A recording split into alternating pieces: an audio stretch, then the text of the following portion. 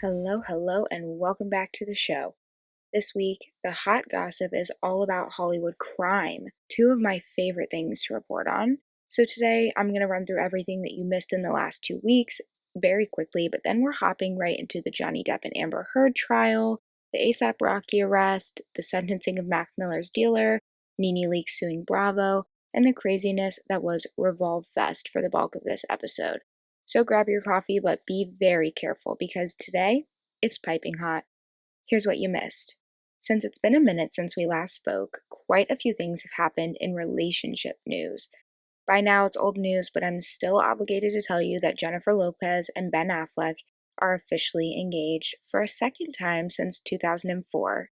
This is really all I'm going to say about that because I get that we love them, but I don't want to beat a dead horse when we have so much to cover today. Also officially engaged with a $300,000 rock is Sofia Richie. The 23-year-old model who's dated big names is settling down with music exec Elliot Grange, who she's been dating since 2021, so not too long ago. But I think Lionel approves of this guy a lot more than he did of Scott Disick. And after a semi-short engagement, Brooklyn Beckham and Nicola Peltz tied the knot. The 23 and 27-year-old were married in Palm Beach, Florida in a very posh wedding, but the best part had to be the gift from his parents, which was an electric Jaguar, which cost about $500,000. So yeah, money can't buy you love or happiness, but it can definitely give you some amazing memories in a car like that. And lastly, for relationship news, right after his shocking split from wife Katie Maloney, Tom Schwartz was reportedly kissing Raquel at Coachella.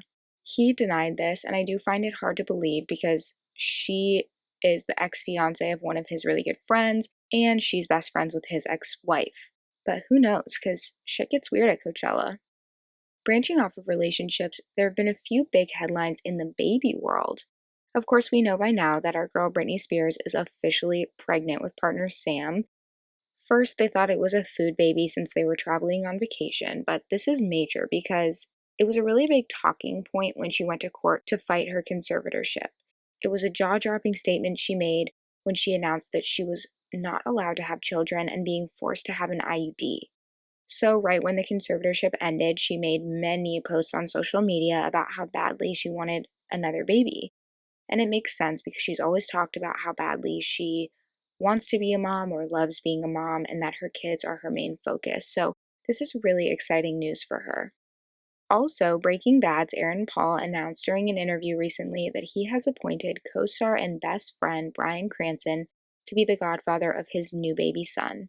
Obviously, Bryan accepted this honor, and fans went wild over the fact that the two have not only remained so close, but are literally best friends after the show has ended.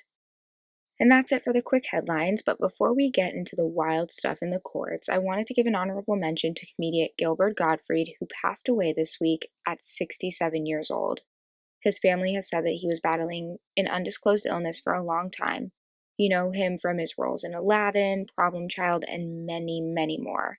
Sending love to his family, of course. Alright, so let's crack our knuckles and get into this, starting off with the Fyre Fest of 2022 Revolve Festival.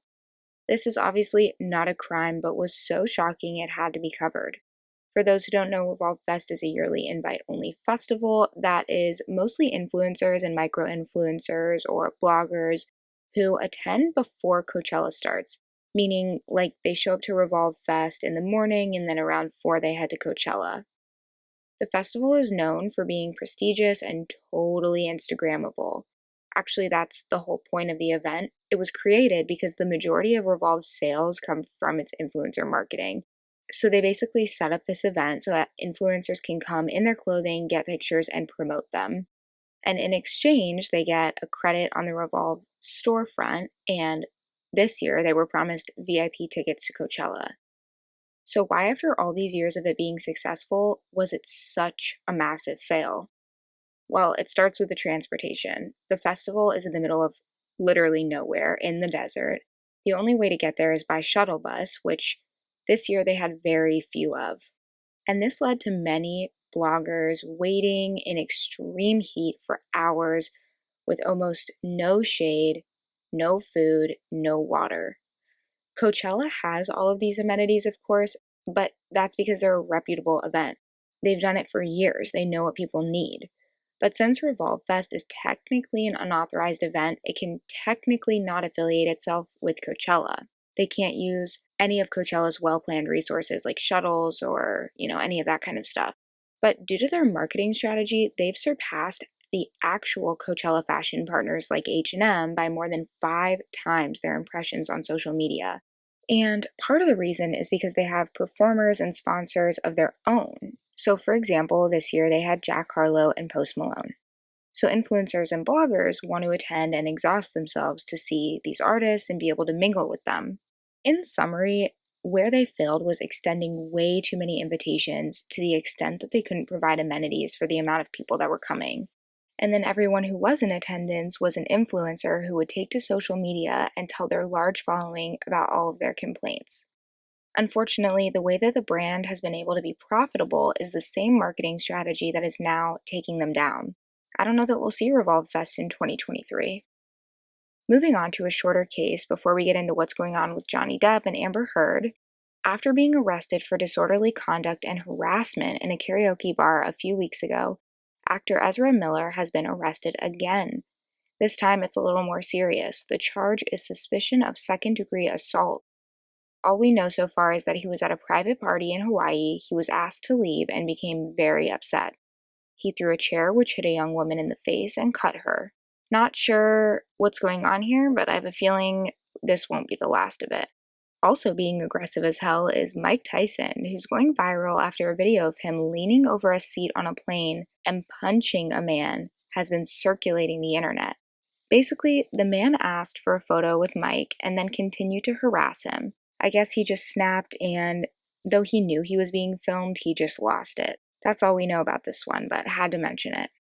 And airports are kind of a weird place this week because ASAP Rocky also had a little run-in with the law. He had just landed to LAX from a trip to Barbados with Rihanna when he was handcuffed. His charge was assault with a deadly weapon in connection to a November 6, 2021 shooting. Apparently, he was in an argument with a friend and pulled out a gun and tried to shoot him.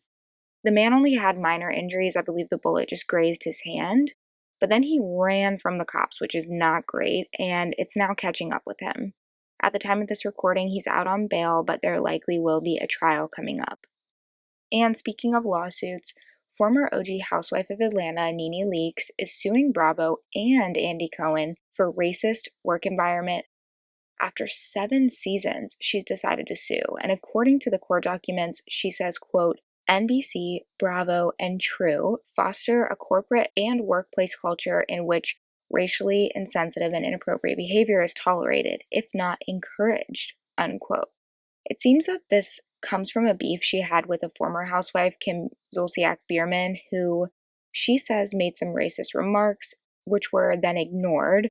And what's strange here is that she's actually said she would return to the show if she could and wants to hash things out with Andy Cohen. And I'm really not sure how a lawsuit is the best way to hash things out.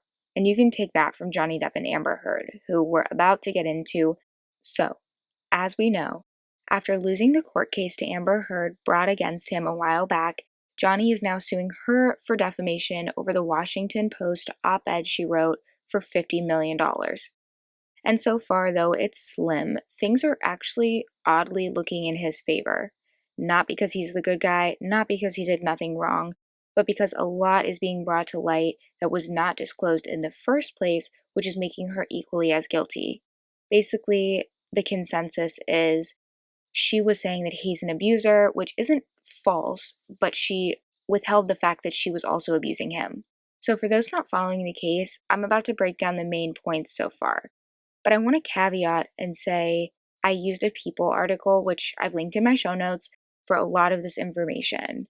First, we have to point out that he's able to sue her for defamation after the op-ed came out because he was called a wife beater in a Sun article, and they used her op-ed as their source for why he was a wife beater.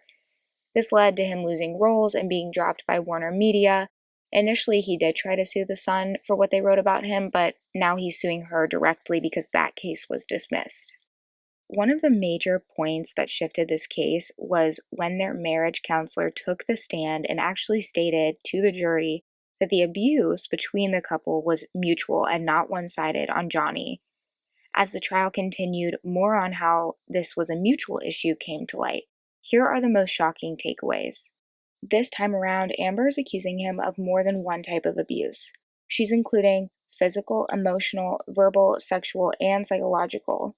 Though his spokesperson says that these are just untrue, quote, for the purpose of Hollywood shock value, which Amber has mastered and used to exploit a serious social movement, unquote. And in that quote, he's referring to her op-ed where she basically said she's kind of like the poster child for dealing with abuse behind the scenes. Again, of course, wrong as always, but failing to mention that she was also being abusive. And though we can all agree that her lawyers are pretty hard to watch and likely asking all of the wrong questions, making this trial so cringeworthy, what's more cringeworthy are the texts between Johnny Depp and Isaac Bartsch. These texts are actually so horrific that I'm not going to read them, but if you want to, you can find them in my show notes. The summary of what he's discussing in the texts are her death and the things that he would do to her dead body. He did own up to these messages, saying that he's not proud of them and relating a lot of his behavior to his drug use at the time. The trial also focuses on his childhood and uses it as a defense to his marriage with Amber. His sister takes the stand to say that their mother was very abusive to them, which causes Johnny to flee situations that get aggressive physically. And pulling straight from the article, when asked why he would stay with Amber if she were in fact the one being physical, he said, I suppose because my father stayed in an abusive marriage, and I didn't want it to fail. I wanted to try and make it work. I thought maybe I could help her. I thought maybe I could bring her around. Because the Amber Heard that I knew for the first year and a half, was not this. Suddenly this opponent. This wasn't my girl. She had become my opponent. Unquote. Later in the trial, they discussed his severe drug abuse and his withdrawal. From other sources and pieces of the trial, what I can put together is that he wanted to go somewhere remote to withdraw from the drugs he was using and was supposed to be away from her, but she decided that she needed to be there, and she was the one monitoring his drug use, often withholding drugs when he needed them, causing there to be a lot of tension in their relationship. Many of their issues happened during this time, and many happened while he was at the height of his drug use. For example, when he was filming Pirates of the Caribbean in 2015, he claims things got physical when she threw a bottle at his hand, which caused his finger to be severed.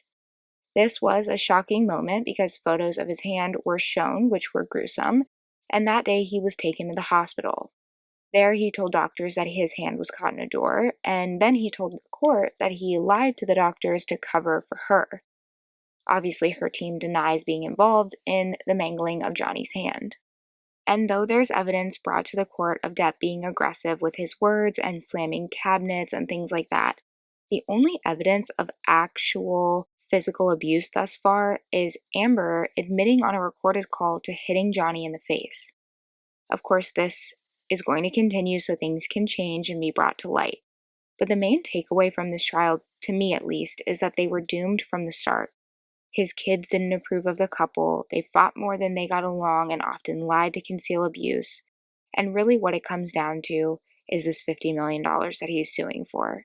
It's really clear to me that neither of them in good faith should keep this money, as they are both admittedly wrong for different reasons. The money should be given to a charity that fights against domestic violence, period. My final headline is also my positive news for the week. It's the news that Ryan Michael Rivas, also known as the man that gave Mac Miller the drugs which ended his life in 2018, has officially been sentenced to 11 years in prison. He pled guilty to the charge of distributing fentanyl, and the man that supplied him the drugs had a plea agreement which read, Miller would not have died from an overdose but from the fentanyl contained in the pills that Miller had received from Parrott on September 4th, 2018. So maybe we'll never get full closure over this, but at least it's a step in the right direction. And that's it for this week's headlines. Don't forget you can read more details on each by clicking the link in my show notes. If you have any headlines you want covered or have thoughts on this week's, DM me on Instagram at MeganTheMorningPodcast, and I'll be back next week to catch you up on the latest pop culture news.